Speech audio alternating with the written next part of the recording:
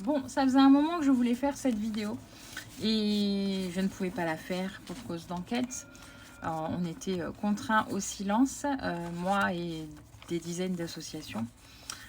Aujourd'hui, l'enquête préliminaire étant finalement terminée et un procès étant prévu début 2025, je vais enfin pouvoir vider mon sac, prendre la parole, expliquer la situation, remettre l'église au milieu du village et surtout interpeller Monsieur le Duc, pas que sur ses actes durant ces 3 dernières années où il nous a littéralement escroqués, mais aussi sur les propos et sur toutes ces méthodes depuis le mois de juin, depuis que l'affaire a été révélée par les médias, pour nous discréditer, nous, associations, et surtout nous prendre pour des imbéciles. Alors, je sais que certains employés n'étaient pas du tout au fait de ce qui se passait, ne sont pas du tout impliqués. Mais bon, nous, en tant qu'association, nous ne sommes pas rentrés en contact avec ces personnes-là parce que nous ne savions pas vraiment quelle position ces personnes-là prenaient. Donc, même s'ils n'étaient pas impliqués, peut-être que voilà, ils avaient pris position pour leur patron. Et donc, on passait pour les vilaines associations qui se retournaient contre ceux qui leur ont donné à manger. Parce que c'est limite comme ça qu'on nous a décrit. Aujourd'hui, je ne vais pas revenir sur les faits qui vous sont reprochés, Monsieur le Duc, parce que de toute façon, on les connaît. Mais je vais revenir sur tous les propos diffamatoires qui ont été dits depuis le mois de juin sur nous, associations, sur vos actes et surtout tous ces propos qui ont été envoyés par mail à toute la communauté Maya Loto. Et je vais revenir plus précisément sur ce courrier de fin juillet, ce courrier de 4 pages qui est là, que vous avez envoyé à tout le monde, où vous citez clairement mon association et où vous, clairement, vous me faites passer pour une moins que rien, qui crache dans la main qui la nourrit. Je vais vous faire grâce des 4 pages de prose de Monsieur le Duc, parce que de toute façon, ça n'a ni queue ni tête. Par contre, je vais revenir sur toutes les petites choses surlignées en jaune. Donc fin juillet, vous nous écrivez pour nous faire part de la situation extrêmement préoccupante concernant Maya, pour nous sensibiliser, et blablabla, blablabla. Et vous nous dites que certains attendent toujours leurs indemnités, dont votre directeur Eric, qui a reçu un refus total d'une quelconque indemnité ou d'un quelconque paiement. Imaginez ce que cela signifie pour eux et leurs familles. Des enfants à nourrir, des crédits à rembourser, des charges à assumer, tout cela sans la moindre ressource. C'est une blague. Est-ce que par contre vous vous êtes posé la question de savoir si nous, associations, étant donné qu'on n'avait plus les fonds suffisamment nécessaires pour payer certains soins, on allait pouvoir payer nos factures, nos crédits et nourrir nos enfants? Tout ça parce que vous nous avez pris ce que vous n'aviez pas à nous prendre? Non, je ne crois pas. Puis vous nous faites un débrief sans queue ni tête de conversation avec les douaniers. Alors, à titre informatif, c'est pas la douane qui vous a mis en garde à vue, c'est la brigade des courses et jeux. Voilà. Donc, je cite vos propos. Messieurs les douaniers, comprenez-vous que votre exigence d'une taxe de 82% sur le chiffre d'affaires brut d'un loto est tout simplement irréaliste pour Maya, ainsi que pour nos clients, les associations à but non lucratif? Alors, si déjà on ne vous a pas parlé de taxe de 82%, il n'y a pas d'histoire de taxe à 82%, mais les lotos associatifs, ils ne sont pas taxés. Du moins pour les associations, 6 par an, ils ne sont pas taxés. Vous, en tant que prestataire de service, on ne vous taxe pas les lotos. Si on vous demande une grosse taxe, c'est juste parce que les recettes des lotos, elles servaient aussi à vous faire des bénéfices. Et que les lotos associatifs, personne n'a le droit de faire des bénéfices dessus, mis à part les associations. Donc, si vous aviez reversé les recettes correctement, personne ne vous aurait demandé de payer des taxes supplémentaires. Vous parlez ensuite qu'on vous assimile à des casinos, mais que c'est injuste parce que contrairement aux casinos, vous n'êtes pas des organisateurs de jeux d'argent. que vos clients, les associations à but non lucratif, offrent des lots et des bons d'achat et non de l'argent. Moi, j'ai rien offert. Monsieur le Duc, je n'ai rien offert. J'ai juste signé un bon de commande pour l'organisation de l'auto. Si effectivement c'est moi, en tant qu'association qui offre des bons d'achat, des lots, j'estime que je dois avoir la facture de tous les achats de lots qui ont été faits, puisque c'est moi l'organisateur, selon vos dires. Non, je ne suis pas organisatrice de l'auto, j'ai juste signé un bon de commande, moi et les dizaines d'autres associations. Alors après, vous vous étonnez, vous dites bien que vous ne comprenez pas ce qui est considéré comme illégal et que tant que les prestataires de services pour les lotos en ligne ne seront pas informés de ce qui est illégal ou pas, ça ne fonctionnera pas. Mais personne n'a à vous informer, quoi. Je veux dire, même nous, Asso, maintenant, alors sur le coup, effectivement, on ne le savait pas, parce que on était des petites associations, on ne se penchait pas trop là-dessus.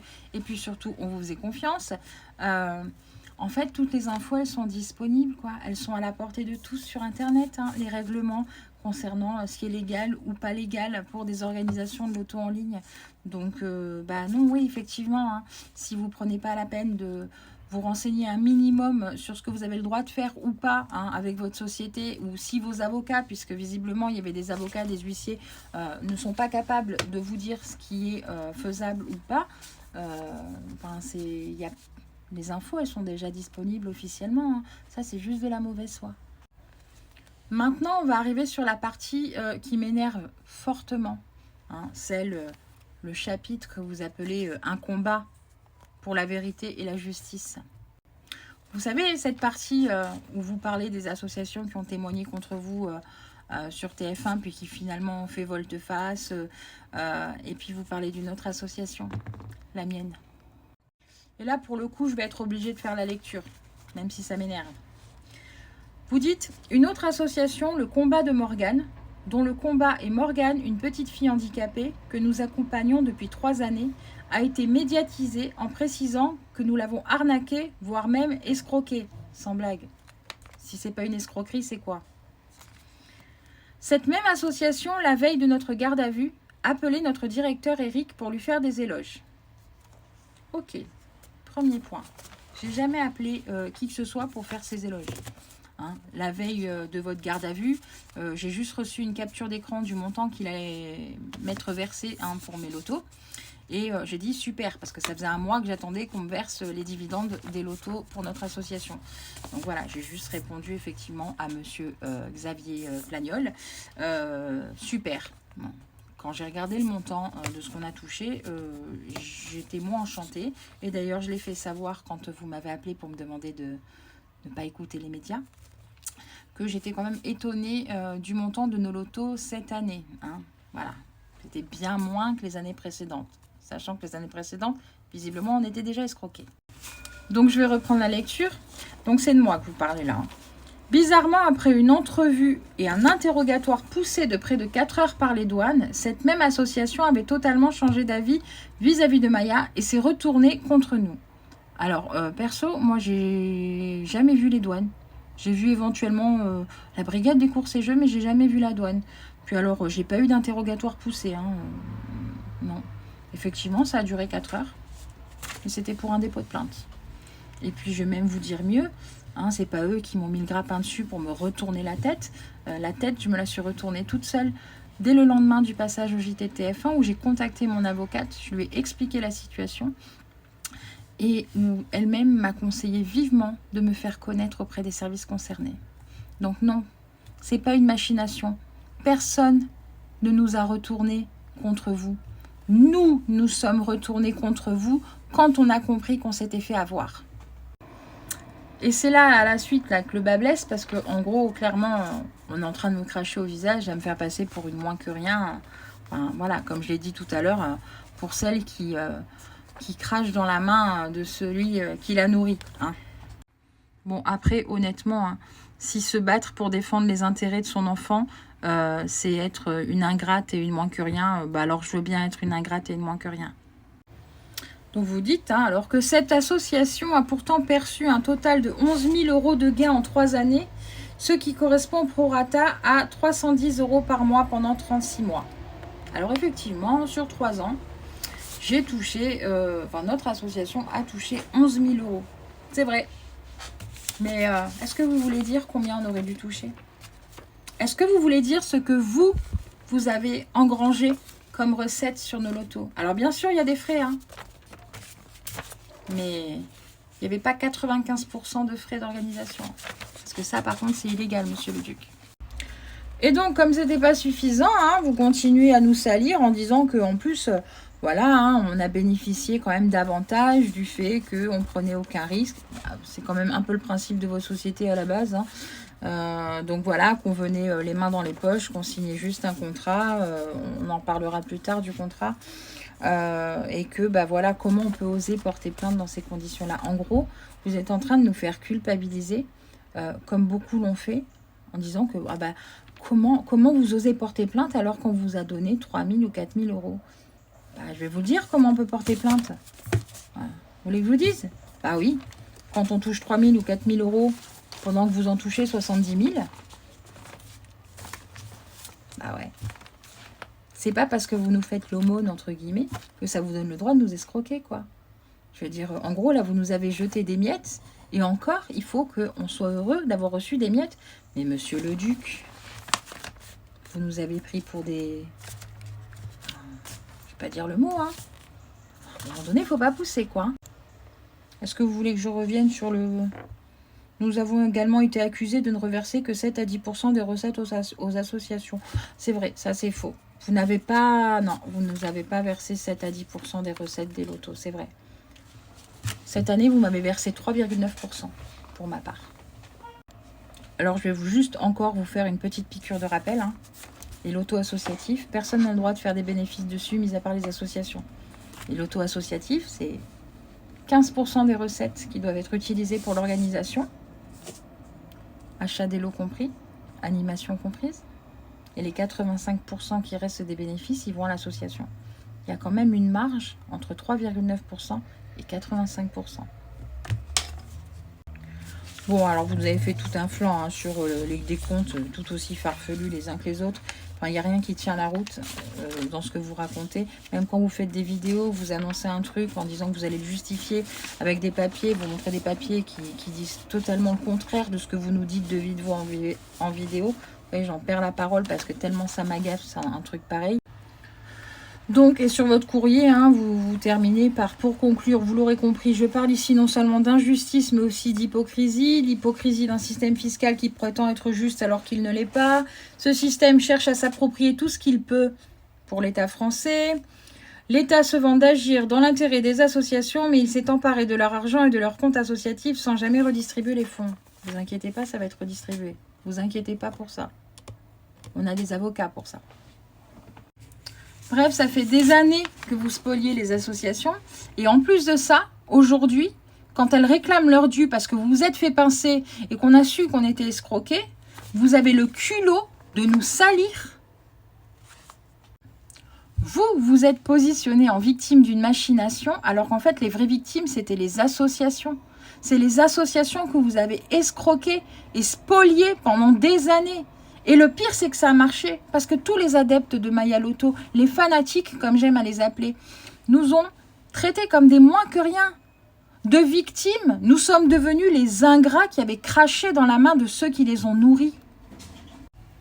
Et on n'avait aucun moyen de nous défendre parce que l'enquête était en cours, on ne devait pas parler, et pourtant on en savait des choses. Mais aujourd'hui, ça a changé. L'enquête est terminée. Les chefs d'accusation, vous les connaissez. Et je peux vous garantir, monsieur le duc, que pour les mois à venir, je vais être votre bête noire. Je vais être votre bête noire parce que vous vous êtes servi de nous pour vous faire de l'argent. Parce que sans association, pas de loto associatif. Sans ces lotos associatifs, vous ne pouviez pas faire rentrer d'argent. Vous en avez fait rentrer beaucoup. Et vous en avez gardé plus que ce que vous n'auriez dû. Je vais être votre bête noire pour les mois à venir parce que vous n'avez pas hésité à nous demander de faire des vidéos de présentation de nos associations pour motiver les gens à jouer pour notre association. Et on l'a fait. Personnellement, utiliser l'image de ma fille pour l'association, ça ne me pose aucun problème. Mais là, c'est vous qui avez utilisé l'image de ma fille, pas pour elle, pour vous remplir les poches à vous. Et c'est là que c'est pas acceptable. Vous vous êtes servi de nos enfants pour vous faire de l'argent grassement. Voilà. Les faits sont là. L'enquête est terminée. Vous allez être jugé. C'est pas de la diffamation, c'est la vérité. Vous ne pouvez plus mentir à vos clients en disant que c'était un simple contrôle administratif. Tout le monde va le savoir. Mais tout le monde doit savoir aussi que dans tout ça, il y a aussi des employés qui se sont retrouvés dans une situation catastrophique, pas parce qu'ils étaient au courant, mais parce que vous avez fait n'importe quoi. Et eux se retrouvent sans emploi, jetés en pâture publiquement, avec des gens qui les ont assimilés à tout ça, alors qu'ils y étaient pour rien. Je pense notamment à Fred, voilà, avec qui j'ai pu reprendre contact, parce que je sais maintenant qu'il n'y était strictement pour rien et qu'il est profondément affecté par ce qui se passe. Mais lui aussi, jusqu'au bout, vous l'avez manipulé, parce que jusqu'au bout, il ne voulait pas y croire. Donc, pour résumer, vous nous avez escroqués. Oui. Vous avez escroqué nos enfants, nos associations. Vous avez porté atteinte à notre image. Vous avez porté atteinte à l'image de plein d'autres personnes. Et vous nous avez discrédités aux yeux de tous pour sauver votre peau. Je le redis, je suis votre bête noire pour les mois à venir. Je n'ai plus peur de dire que le collectif, j'en suis à l'origine. Vous savez, quand vous nous envoyez des mails pour nous supplier de faire des témoignages en faveur de Maya, vous avez oublié d'enlever les adresses mail en copie. On a pu contacter beaucoup d'associations comme ça. Effectivement, on a été manipulé, mais uniquement par vous, monsieur le duc. Voilà, j'avais besoin de mettre les choses au clair. J'avais besoin aussi que les choses soient claires pour tous ceux qui nous ont craché au visage pendant des mois, en disant qu'on était des ingrats. Parce qu'en fait, vous portez atteinte à l'image de nos associations en faisant ça aussi. Alors qu'en fait, les victimes, c'est nous, pas Maya Loto. Avec de l'auto par jour, tu pensais que ça roulait. Mais maintenant, mon vieux, tout ça va te retomber. Il s'est gavé, tout en rigolant. 95%, c'est pas un petit montant. Mais aujourd'hui, il faut rendre les comptes, mon gars. Parce que la justice est sur les pas. Oh, il s'est gavé, mais la fête est finie. Les associations n'ont plus que des ennuis. Maya Loto, tu vas devoir payer. C'est l'heure de rendre ce que tu as volé.